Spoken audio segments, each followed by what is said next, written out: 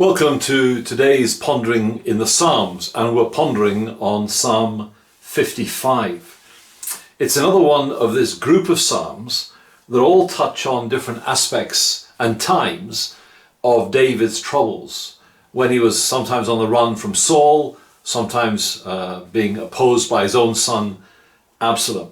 So at the hands of his enemies, he writes these Psalms and expresses his emotions and his experiences. We saw before the link between Psalm 52 and Psalm 54, for example.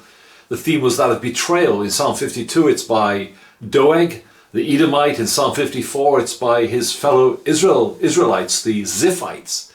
And that theme continues in Psalm 55, but deepens in that the betrayal that David is speaking about here is a very personal one. We don't know the specific historical situation here.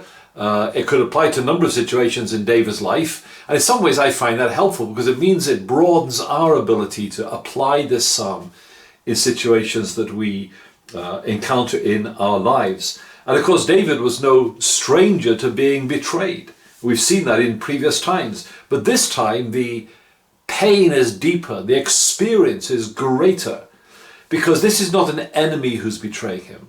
It's not even his fellow Israelites who are betraying him. It's one of his closest friends, one of his closest confidants, somebody he shared real fellowship with. Look what he says in verses 12 to 14. It is not an enemy who taunts me, or an adversary, but it's you, a man, my equal, my companion, my familiar friend. We used to take sweet counsel together. Within God's house we walked in the throng. This is someone who David thought was a close, trusted brother, a fellow worshipper, but he's done the dirty on David. He's betrayed him in some particular way. He's stabbed him in the back, to use that metaphor. And this hurts more than any of the other betrayal that David has written about in the Psalms. We also have a comment in verses 20 and 21 about how he did this. He stretched out his hand against his friends. He violated the covenant. His speech was smooth as butter, but war was in his heart. His words were softer than oil, but they were drawn swords. Here's a man who, among other things, no doubt, with his tongue has maligned and maliciously spoken of and betrayed David. And the wounds go very deeply. And this takes its toll on David. And again, greater than anything we've so far seen in the Psalms, as I understand it. David here wants to run away. He wants to throw in the towel. He wants out. Look at what he says in a well-known verse in verse 6. I say, oh, that I had wings like a dove. I would fly away and be at rest. I would wander far away. I would lodge in the wilderness. That song is, those words are sort of sung as a devotional, sweet song, but they come from a heart that's breaking with the pain of betrayal. So David's hurt is real and his pain is deep, but his trust in God is still there, and that's what keeps him going. Look at what he says, and he's actually addressing us in this situation. Look at verse 22. Cast your burden on the Lord.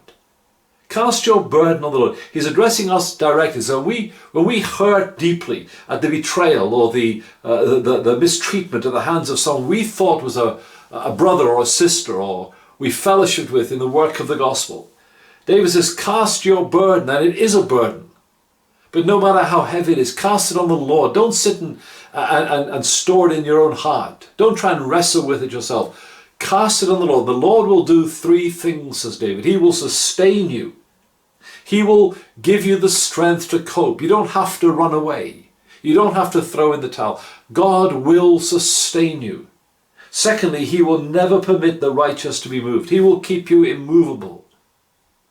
And thirdly, he says here, God will cast down the enemy into the pit of destruction. Friends, I love the Psalms because they're full of raw emotion. Psalm 55 is about as raw as it gets, I guess. And yet the lessons for us, for all of us, at some time in our lives, you know it and I know it. You have experienced it almost certainly, and I have. Sometimes in our lives we will be betrayed by those we trusted most. Sometimes the closest fellowship in the Lord. But at the end of the day, we cast our burden on the Lord. We run to him, not away from the problem. May God strengthen and encourage your heart with that truth today. And until the next time, The Lord bless you.